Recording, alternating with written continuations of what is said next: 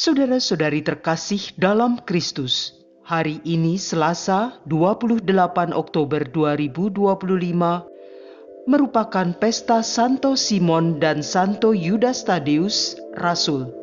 Bacaan dibawakan oleh Justina Kurniawati, Mazmur dilantunkan oleh Emerensiana Adistana, dan renungan ditulis oleh Made Sinta. Selamat menekuni sabda Allah. Mari berziarah dalam pengharapan untuk dunia yang lebih baik.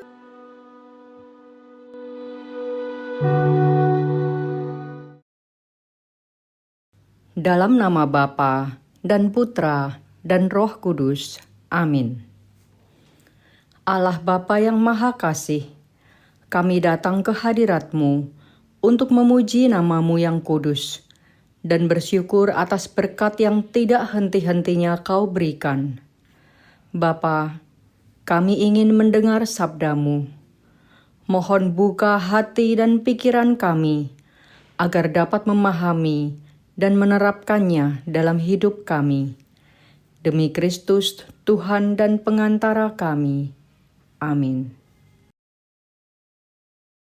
Bacaan dari surat Rasul Paulus kepada jemaat di Efesus, bab 2 ayat 19 sampai dengan 22.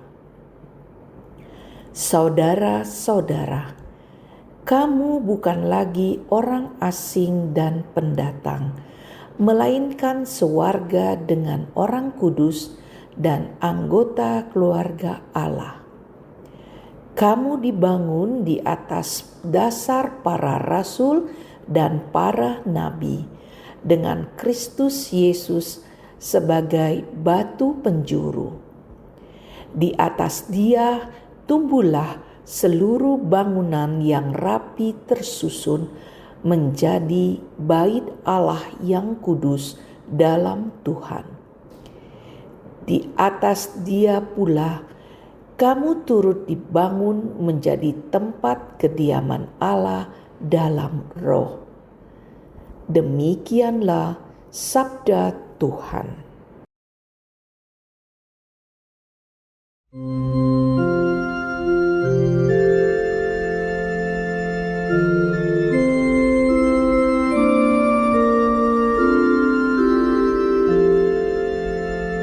Di seluruh bumi bergemalah suara mereka. Langit menceritakan kemuliaan Allah, dan cakrawala memberitakan karya tangannya. Hari yang satu mengisahkannya kepada hari yang lain, dan malam yang satu menyampaikan pengetahuannya kepada malam berikut. Di seluruh bumi bergemalah suara mereka. Meskipun tidak berbicara dan tidak memperdengarkan suara, namun di seluruh bumi bergaunglah gemanya, dan amanat mereka sampai ke ujung bumi. Di seluruh bumi bergemalah suara mereka.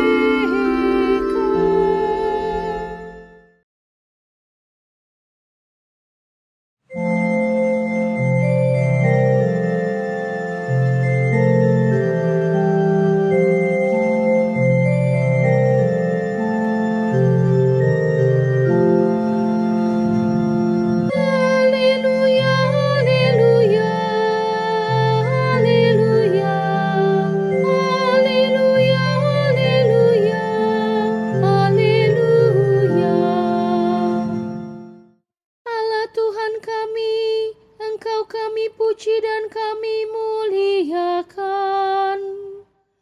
Kepadamu paduan para rasul bersyukur ya Tuhan.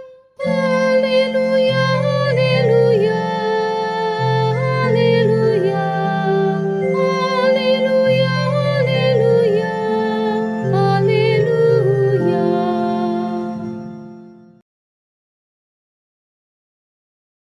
Inilah Injil suci menurut Lukas, bab 6 ayat 12 sampai dengan 19.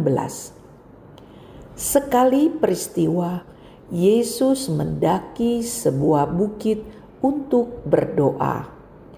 Semalam-malaman ia berdoa kepada Allah. Keesokan harinya, ketika hari siang, ia memanggil murid-muridnya, lalu memilih dari antara mereka 12 orang yang disebutnya rasul. Mereka itu ialah Simon yang diberinya nama Petrus, Andreas saudara Simon, Yakobus dan Yohanes, Filipus dan Bartolomeus, Matius dan Thomas, Yakobus anak Alfeus, dan Simon yang disebut orang Zelot, Yudas anak Yakobus, dan Yudas Iskariot yang kemudian menjadi pengkhianat. Lalu Yesus turun bersama mereka dan berhenti pada suatu tempat yang datar. Di situ berkumpul sejumlah besar dari murid-muridnya dan banyak orang lain yang datang dari seluruh Yudea dan dari Yerusalem, dari daerah pantai Tirus dan Sidon. Mereka datang untuk mendengarkan Dia dan untuk disembuhkan dari penyakit mereka. Juga mereka yang dirasuk oleh roh-roh jahat beroleh kesembuhan. Dan orang banyak itu berusaha menjamah Dia, karena daripadanya keluar suatu kuasa dan semua orang itu disembuhkannya. Demikianlah sabda Tuhan.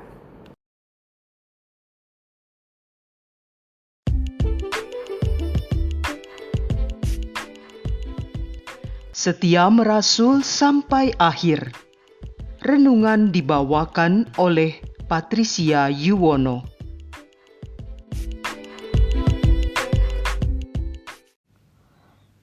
Pada bacaan Injil, dikisahkan Tuhan Yesus naik ke bukit dan berdoa semalaman kepada Allah sebelum mengambil keputusan penting untuk memilih 12 rasulnya.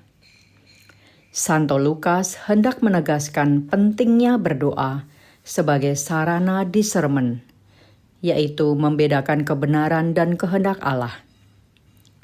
Melalui doa, seseorang dapat memohon petunjuk, membersihkan hati, dan menjadi lebih peka terhadap kehendak Tuhan dalam menghadapi berbagai pilihan hidup.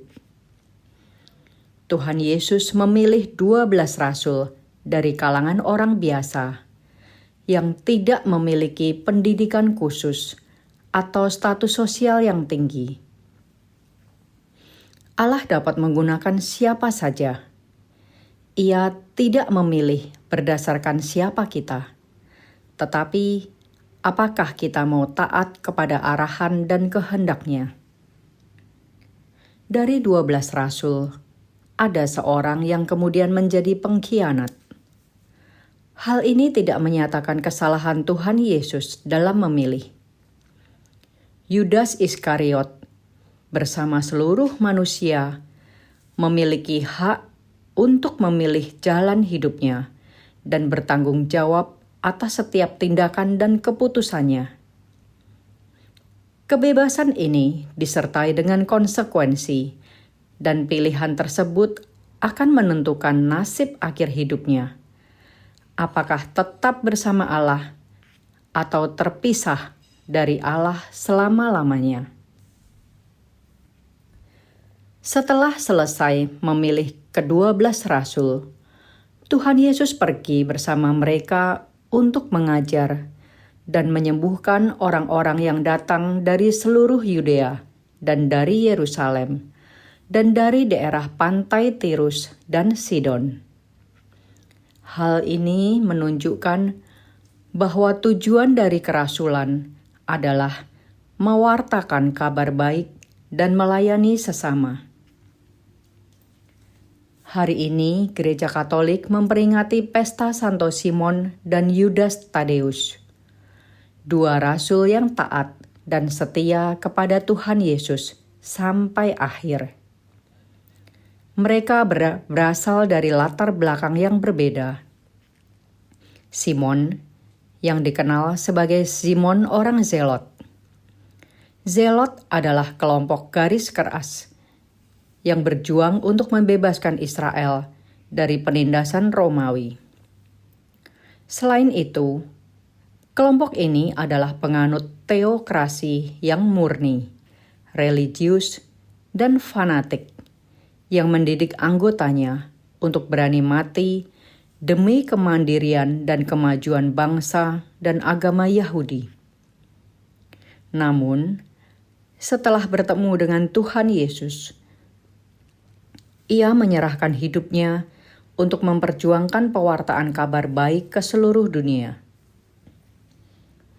Sedangkan Santo Yudas Tadeus, menurut tradisi, adalah saudara sepupu Yesus. Ia adalah putra dari Kleopas dan istrinya Maria, yang adalah sepupu dari Maria ibu Yesus. Ia dikenal sebagai pelindung perkara yang sulit atau hampir tidak ada harapan. Umat beriman sering mohon bantuan doanya ketika hampir tidak ada harapan sama sekali atas persoalan mereka. Santo Yudas meninggal sebagai martir sekitar tahun 65 di Beirut, di provinsi Romawi Suriah, bersama-sama dengan Santo Simon, orang Zelot. Rasul Paulus dalam suratnya kepada jemaat di Efesus menyatakan, "Kita telah diangkat menjadi anggota keluarga Allah.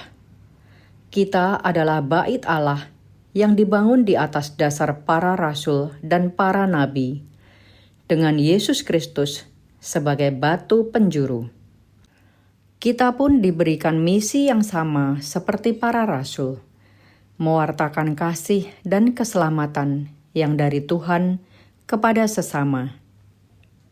Semoga kita selalu mempunyai iman yang teguh, serta ketaatan dan kesetiaan sampai akhir, seperti teladan Santo Simon dan Santo Yudas Tadeus. Marilah berdoa. Tuhan Yesus yang Maha Kasih, kami bersyukur karena para rasul dan penerusnya telah mewartakan kabar sukacita kepada segala bangsa, sehingga kami dapat mengenal dan percaya kepadamu. Tuhan, sebagai tanda syukur dan kasih kami kepadamu, kami mau meneruskan karya mereka untuk mewartakan ajaran dan kasih-Mu melalui perkataan dan perbuatan kami. Terpujilah nama-Mu selama-lamanya. Amin. Dalam nama Bapa dan Putra dan Roh Kudus. Amin.